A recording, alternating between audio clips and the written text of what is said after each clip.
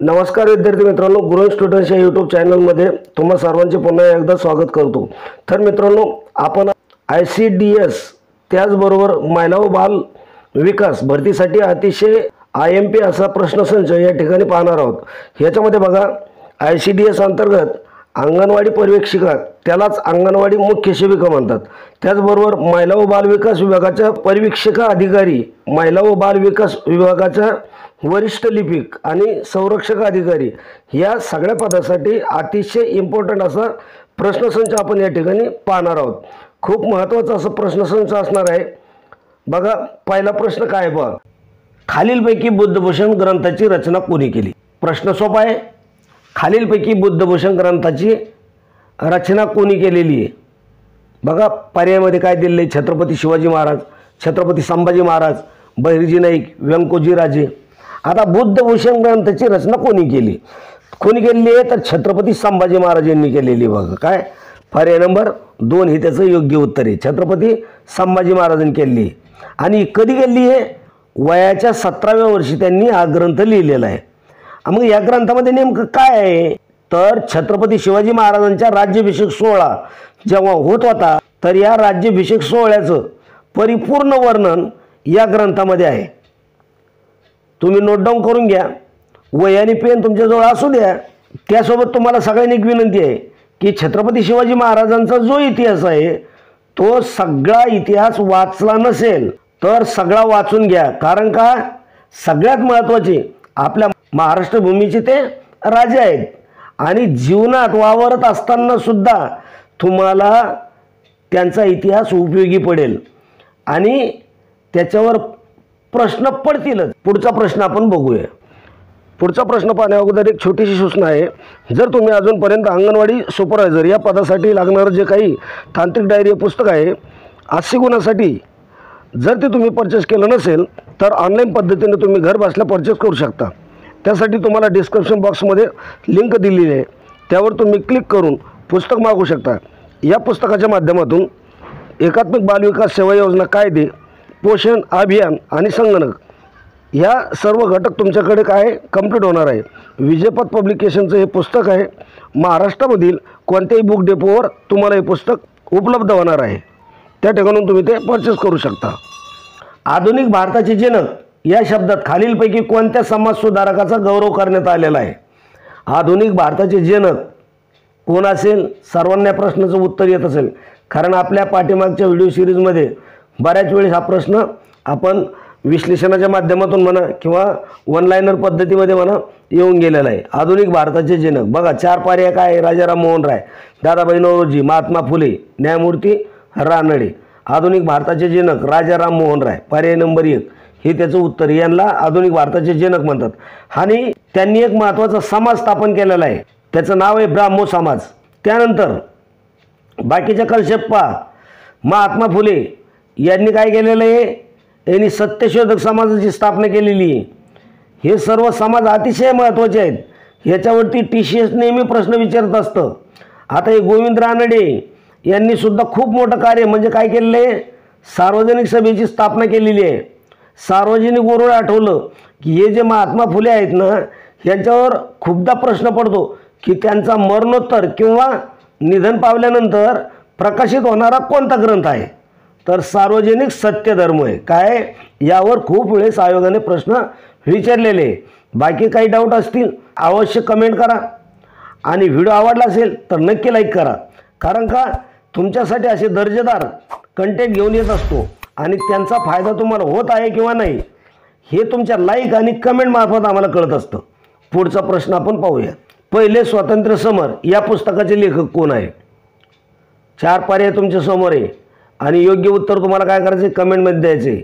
अजूनपर्यंत तुम्ही जर आपल्या गुरु स्टुडंट्स या यूट्यूब चॅनलला सबस्क्राईब केलं नसेल तर लगेच सबस्क्राईब करून घ्यायचे। बघा, पहिले स्वातंत्र्य समर या पुस्तकाचे लेखक कोण आहेत किंवा याला 1857चं पहिलं स्वातंत्र्य समर असेही म्हटले जातं। तर आता तुम्हाला लक्षात आलं असेल या प्रश्नाचं उत्तर काय आहे? तर स्वातंत्र्यवीर सावरकर।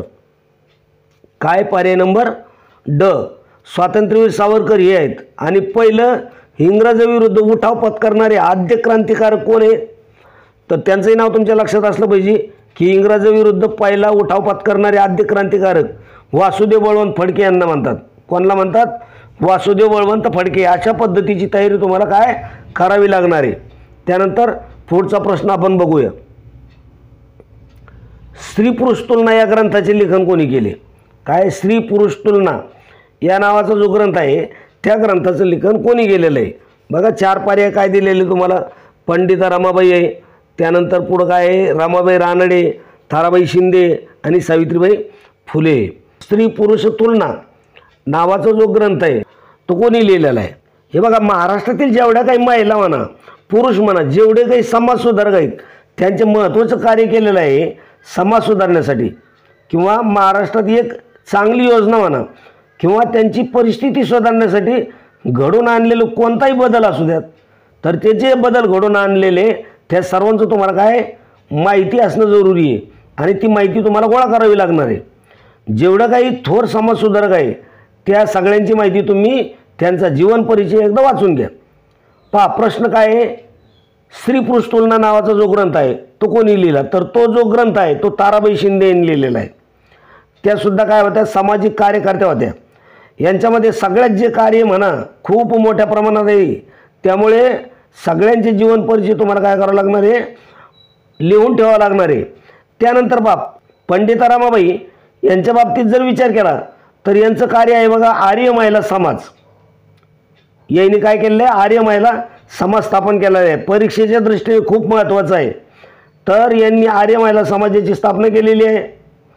त्यांची स्थापना कधी झालेली बघा, वर्ष लक्षात असू द्या, 1881 मध्ये. लिहून घ्या, महत्त्वाचं आहे. त्यानंतर रमाबाई रानडे यांनी काय केलेलं आहे? तर यांनी सेवा सदनाची स्थापना केलेली आहे. रमाबाई रानडे यांनी काय केलेलं आहे? सेवा सदन याची स्थापना केलेली आहे. परीक्षेला खूपदा विचारण्यात आलेले असे प्रश्न, सेवा सदनाची स्थापना कोणी केली किंवा आर्य महिला समाजाची स्थापना कोणी केली, हे सगळं काय करावं लागणार आहे? तुम्हाला लक्षात ठेवावं लागणार आहे. आणि सावित्रीबाई फुले ह्या कोण होत्या? तर या भारतातील पहिल्या महिला शिक्षिका आहे. त्यानंतर त्यांच्या बाबतीत एक महत्त्वाचं काय आहे बघा, कविता संग्रह. मग त्या कविता संग्रहाचं नाव काय होतं? तर काव्य फुले. कोणी रचलेलं आहे? तर सावित्रीबाई फुले यांनी रचलेलं आहे. त्यानंतर पुढचा प्रश्न आपण बघूया. भारताच्या स्वातंत्र्याचा कायदा इंग्रजांनी कधी मंजूर केला? भारताच्या स्वातंत्र्याचा कायदा कधी मंजूर करण्यात आला? बघा, भारताच्या स्वातंत्र्याचा कायदा जो आहे तो 18 जुलै 1947 या ठिकाणी मंजूर करण्यात आलेला आहे. 18 जुलै 1947. आणि हे जे इंग्रज सरकारने मंजूर केलं ते इंग्रज सरकारचे त्या ठिकाणी काय एक आयोग होता, म्हणजे व्यक्ती होता, ॲटली. काय त्याचं नाव काय होतं? ॲटली. त्याच्या सरकारनं मान्यता दिलेली आहे. आणि याच्याच बेसिकवर म्हणा की भारत पाकिस्तानाची फाळणी, म्हणजे 2 वेगवेगळे देश स्थापन करण्यात आलेले आहेत. त्यांना वेगवेगळं स्वातंत्र्य प्रदान करण्यात आलं. आणि ही जी फाळणीची योजना कोणी मांडली होती असा प्रश्न जर तुम्हाला दिसला तर त्याचं नाव आहे लॉर्ड माउंटबॅटन. लक्षात असू द्या, काय? लॉर्ड माउंटबॅटन यांनी काय केलं होती? फाळणीची योजना मांडली होती किंवा कल्पना मांडली होती. हा खूप महत्त्वाचा आहे. पुढचा प्रश्न आपण बघूया. मराठी भाषेचे शिवाजी कोणाला म्हणतात?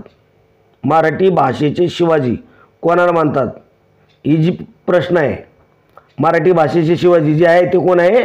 विष्णू शास्त्री चिपळूणकर यांना काय म्हटलं जातं? मराठी भाषेचे शिवाजी असे म्हटलं जातं. तसंच दादोबा पांडुरंग तरखडकर यांना काय म्हटलं जातं? मराठी भाषेचे पाणिनी म्हटलं जातं. त्यानंतर जे वि वा शिरवाडकर आहेत, वि वा शिरवाडकर यांच्याबद्दल सांगायचं झालं तर यांना कुसुमाग्रज म्हणतात. मग यांचा जन्मदिवस आहे तो कोणता? 27 फेब्रुवारी, जो की मराठी राजभाषा दिन म्हणून संपूर्ण महाराष्ट्रामध्ये साजरा केला जातो. काही माहिती मी पटापट सांगतोय, ती तुम्ही काय करा, लिहून घ्या. हे सगळे प्रश्न तुम्हाला महाराष्ट्रातल्या परीक्षेला दिसतीलच, त्यामुळे काय करा, काळजीपूर्वक पहा, विशेष करून गृहपाल परीक्षेसाठी. त्यानंतर पुढचा प्रश्न आपण बघूया. ग्रामगीता ग्रंथ कोणी लिहिला? जवळजवळ 100% विद्यार्थ्यांना प्रश्नाचं उत्तर येत असेल. ग्रामगीता हा ग्रंथ कोणी लिहिलेला आहे? जो हा ग्रामगीता ग्रंथ आहे तुकडोजी महाराज यांनी लिहिलेला आहे. कोणी? तुकडोजी महाराजांनी. हा जो ग्रंथ आहे हा एक महत्त्वाचा आहे. आणि अजून एक आहे, हे जर ऑप्शन नसेल, तुकडोजी महाराज हे जर ऑप्शन नसेल तर विवा शिरवाडकर यांनी सुद्धा या नावाचा ग्रंथ लिहिलेला आहे, त्यामुळे त्याच्यामध्ये काय कन्फ्युजन होऊ देऊ नका। विवा शिरवाडकर इथे ऑप्शन नाही आहे, तर कोणी लिहिला मग तुकडोजी महाराज यांनी लिहिला। जर तुम्ही एकच पाठ करू नका, कारण ऑप्शनमध्ये सगळं जे काही आहे ते सगळं मटेरियल तुम्हाला पाठ करावं लागणार आहे। आता संत ज्ञानेश्वर यांनी काय लिहिलेलं आहे, भावार्थ दीपिका, किंवा त्यालाच आपण काय म्हणतो ज्ञानेश्वरी म्हणतो, म्हणजे ज्ञानेश्वरी संत ज्ञानेश्वरांनी लिहिलेली, लक्षात असू द्या। त्यानंतर संत गाडगे बाबा आहे, यांचं काय आहे, एक महत्त्वाचं भजन आहे बघा, सर्व परिचित आहे।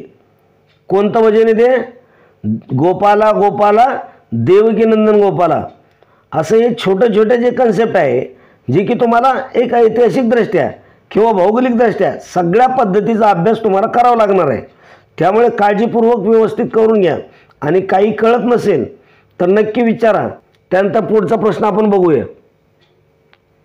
पुढचा प्रश्न बघण्या अगोदर मी एक तुम्हाला रिक्वेस्ट करतो किंवा एक विनंती करतो की अजूनपर्यंत तुम्ही जर आपल्या ग्रोइंग स्टुडंट्स ह्या यूट्यूब चॅनलला जर सबस्क्राईब केलं नसेल तर लगेच सबस्क्राईब करून घ्या, बेल आयकॉनला ऑलवर सिलेक्ट करून ठेवा, आणि व्हिडिओ आवडत असेल तर त्याला एक लाईक नक्की करत चला। त्याचप्रमाणे आपण समाज कल्याण अधीक्षक या भरतीसाठी व्हिडिओ सिरीज चालू केलेली आहे, आणि इथून पुढं तुम्हाला आपल्या चॅनलच्या माध्यमातून रेग्युलरली व्हिडिओ पाहण्यासाठी मिळतील। तर आजच्या व्हिडिओमध्ये आपण याच ठिकाणी थांबणार आहोत। भेटूया उद्याच्या व्हिडिओमध्ये अशाच प्रकारचा नवीन प्रश्नसंच घेऊन। तोपर्यंत जय हिंद, जय महाराष्ट्र। धन्यवाद मित्रांनो।